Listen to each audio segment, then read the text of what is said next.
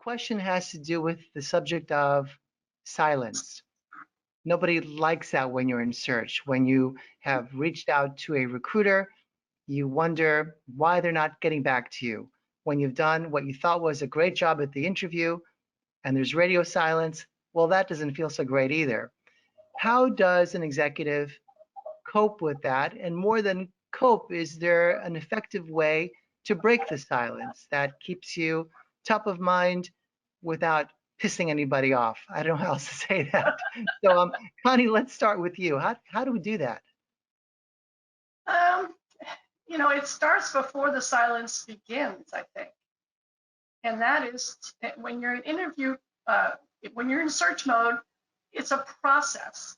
Everybody's got a process that they're following.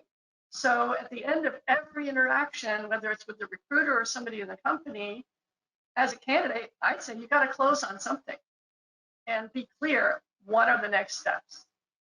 And if they say, well, we'll get back to you, then you say something else like, can you give me an approximate time frame? So, don't forget, you can run a part of this program yourself. And then when the radio silence sets in, don't make up stories in your head as to why. Reach out and ask politely, sincerely.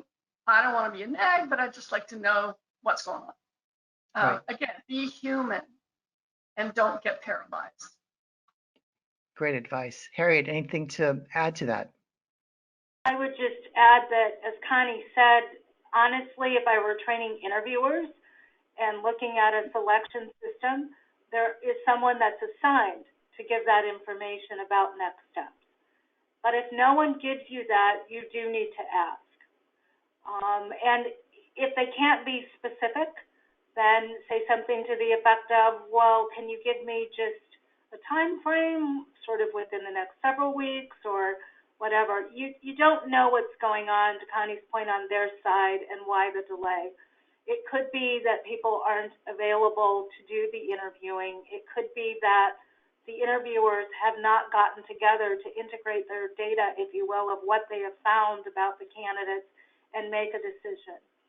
So you can be proactive without being annoying to touch base on the other side.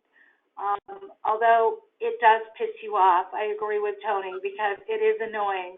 And I would say borderline rude and very bad PR for a company who doesn't follow up with potential candidates. Absolutely. Well, thank you both.